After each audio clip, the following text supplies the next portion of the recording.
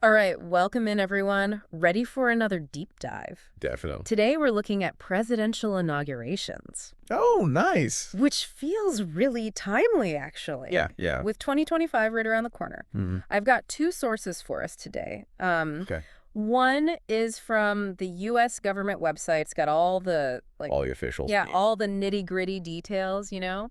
And then the other one takes a broader look. It actually compares inaugurations from around the world. Oh, interesting. So we'll get to see how the U.S. stacks up. I'm excited for that. Yeah, me too. Yeah. So basically, today, Okay. we're going to figure out what really happens at these things, Okay. why they matter so much, Hmm. and maybe uncover some surprising facts along the way. I think people will be surprised by just how much Yeah. symbolism and tradition is packed into these events. Oh, for sure. It's not just about politics, it's about Oh, that's a good way to put it. storytelling on a grand scale. Okay, well, Yeah. let's start with the basics then, the when and where. Okay. I think most people probably know it's January 20th. Right. Okay. Unless. Is there an exception? Yeah, if it's a Sunday, Uh-huh. then we move it to the 21st. Ah, okay. Can't interrupt anyone's weekend plans, right? Right. But yeah, other than that, it always takes place at the U.S. Capitol building. Speaking of which, can you imagine Oh, my God. trying to get a decent spot in that crowd Oh, I know, especially on... on January 20th, 2025? Yeah, it must be wild. Oh, yeah. The logistics of securing an event like that with all Yeah. the dignitaries and the In public, like one place. it's mind-boggling. Yeah, definitely. Yeah. But before all the fanfare and everything, there's that really serious moment, Oh, yeah. the oath of office. Right. And it's not just symbolic, right? Yeah, It's oath. actually legally binding. Exactly. So why is that so important? Well, I mean, legally speaking, Yeah. it's the moment that the transfer of power Oh. happens officially. And you know, it's fascinating. What? The U.S. presidential oath, it's not just some tradition. Uh-huh. It's written right into the Constitution. Article 2, Section 9. Oh, so it's not like the same oath that everyone no. else takes. No. I was actually just reading the one for other federal officials. Right. And it's all about, like, Oathing. defending the Constitution. Against all enemies. Yeah, against enemies. Yeah. So what's different about the... Well, when the president says those words Okay. at noon on Inauguration Day, Mhm. it's all about faithfully executing the office of president Okay. and preserving, protecting, and defending the Constitution. So it's like everyone else is defending the Constitution, But but... the president is Yeah. like the ultimate protector of it. Wow. Yeah. Yeah. That adds a whole other That- layer to those words. Absolutely. And from Huh. that moment on, Uh-huh. everything they do Yeah. is framed by that oath. Wow. That's powerful. Okay, and then, of course, comes the inaugural address, Right. which I feel like really sets the tone Or for sure. for the whole presidency. Absolutely. More than you might think. Oh, yeah. Yeah, it's their chance to address the nation, Mm-hmm. outline their vision, and hopefully inspire some unity. Yeah. Think of, like, iconic addresses. Oh, yeah. Like JFK's "Ask not what your country can do for you." Yeah. I get chills just thinking about it. But it's not just about policy, though, right? There's a lot of... It's about emotion, too. Yeah. Right. Okay, well, our Yeah. source actually mentioned Right. that music plays a huge role in these events. Oh, yeah. What's the purpose of that? Well, I mean, it sets the mood. Okay. It evokes certain emotions, and yeah, it's huge. Yeah. Think of it like the Super Bowl halftime show, but for politics. Oh, wow. Okay, yeah. Anthems, famous performers, the whole works. And then there's also the parade through D.C. Oh. with the marching bands and the floats and all that. Yeah, all the visual spectacle. Yeah, it's quite a production. It really is. It's actually evolved a lot over time. I bet. Just imagine how the parade routes and security measures Oh, have yeah. changed over the centuries. Yeah, the logistics must be. Oh, a nightmare. Yeah, for sure. Yeah. Speaking of logistics, what about those Oh, yeah. fancy luncheons with all the, what's the word? Dignitaries. Yes, dignitaries. Thank you. Those luncheons are key Yeah, for diplomatic relationship building. I bet. I'm sure the seating chart behind the scenes Oh, for sure. is a diplomatic minefield. Oh, yeah. One wrong move, and You've got an international incident on your hands. Exactly. All this talk about the U.S., though, you got me curious. Yeah. What about other countries? How do they handle inaugurations? Our global source actually has Yes. some Perfect. interesting examples. Okay. Like in India, for instance, the president-elect takes the oath at a place called Okay. Rashtrapati Bhavan. Rashtrapati Bhavan. Wow. Yeah. I don't even know how to pronounce that, but it sounds Right. way more impressive than just Capitol building. Well, it translates to Presidential Palace. Okay. And architecturally, it's a really fascinating blend Okay. of Indian and European styles, Oh, wow. which reflects India's history. Oh, that's cool. Yeah, and it's meant to project this sense of grandeur and power. So it's very different from ours. Very different from Yeah. the U.S. Capitol building, which emphasizes democracy and the ideals of the Roman Republic. So even the buildings themselves are telling a story Exactly. about each country's values. Yeah, I love that. Me too. That's so interesting. What else did you find? Let's see. Okay. Oh, France is another interesting case. Oh, yeah. Yeah, their inauguration is all about formality and military tradition. Oh, wow. It's held at the Élysée Palace, so Oh. lots of pomp and circumstance there. Okay, and South Africa. Yeah, they're known for their vibrant culture and diversity, so Yeah. I bet their inauguration's a little different. You bet. It's a huge celebration Oh, wow. of their national identity. It's woven into every aspect of the ceremony. Oh, that's so cool. And they really emphasize Mm. their journey to democracy and their diverse population. So even though the basic idea is the same, Right. like a new leader taking office, Yeah, each country really makes it their own. exactly. And that's what makes it so fascinating. For sure. We're about to dive even deeper into the symbolism and global comparisons. Oh, yeah. But first, let's take a quick break. Sounds good.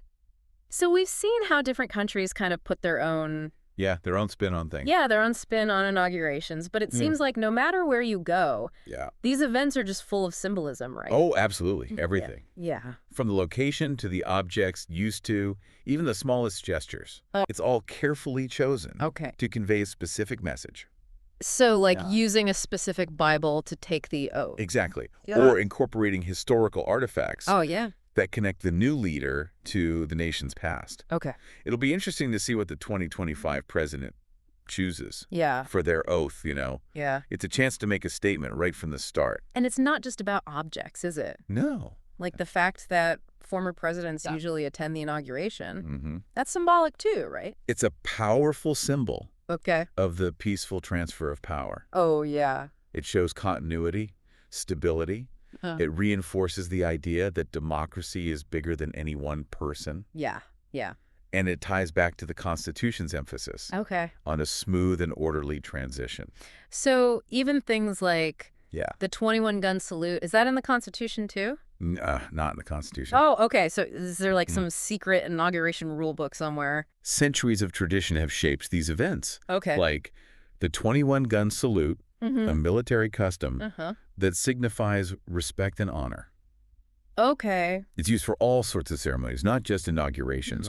But in this context, Yeah. it adds to the grandeur and solemnity of the occasion. Yeah, it's fascinating how something that seems, I don't know, purely ceremonial can actually have such deep roots and meaning. Definitely. Okay, so let's shift gears for a second and talk about you, our listener. Okay. Say you want to experience an inauguration in person, what do you need to know?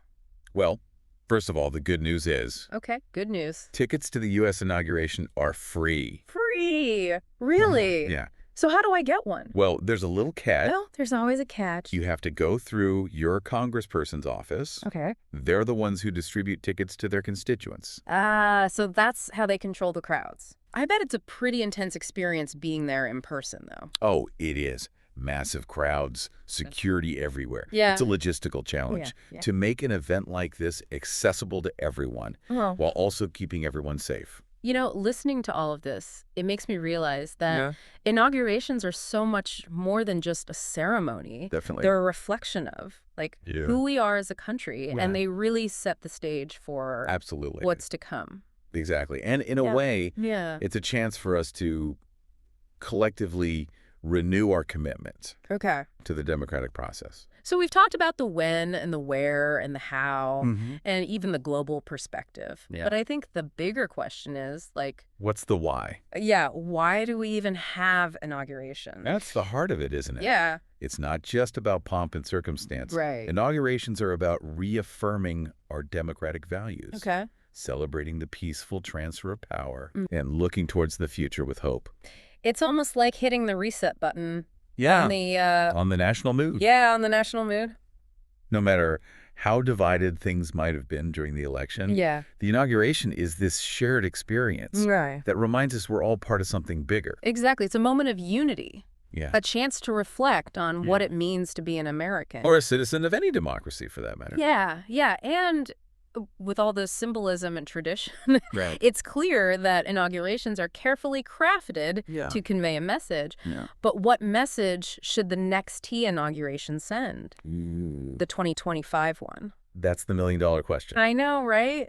Yeah. What does the future hold for our country? Yeah, what challenges will we face? Hmm. And how will the new president inspire us to meet those challenges head on? So much to think about. I know. You know, I don't know about you, but I'm suddenly even more excited for January 20th, 2025. Me too. And remember, dear listener, Okay. this is just the tip of the iceberg. Oh, yeah. There's a whole world of fascinating history, Mm-hmm. political intrigue, Yeah. and even controversy Uh-huh. surrounding inaugurations. If you're as hooked as we are, we encourage you to keep exploring. Yes. Dive into the stories of specific presidents, uncover the controversies that have shaped these events, Yeah. and see how inaugurations have evolved over time. It's a journey through history, politics, and culture, all rolled into one. And who knows, maybe you'll even snag a ticket Yeah. to witness the next inauguration firsthand. That would be amazing. Until then, happy diving. Happy diving. You know, it's amazing to think about Mhm. how much goes into crafting that message. Oh, yeah. It's not just about what the president says. Right. It's all the visuals and historical references, too. It really is. It's like a giant puzzle Yeah. where every piece is strategically placed. I like that. Think about it. Like Yeah.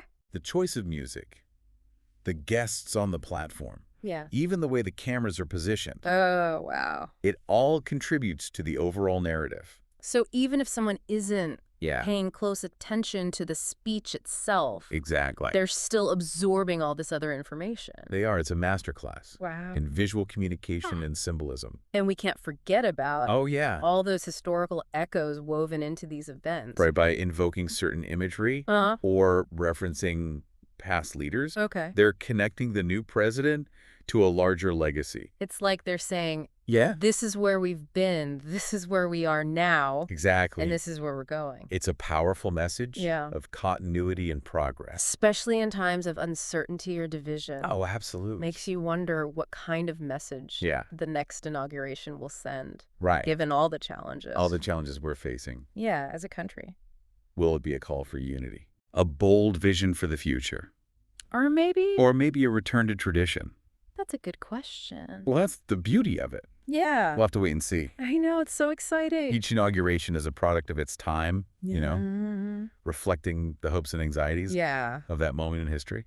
You've given me so much to think about. Good. I'm going to be watching the 2025 inauguration Yeah. with like a whole new level of appreciation I love that. for all those details I might have missed before. I encourage everyone to do the same. Yes, pay attention. Pay attention to the visuals, the music, the guests, the speeches. Mm-hmm.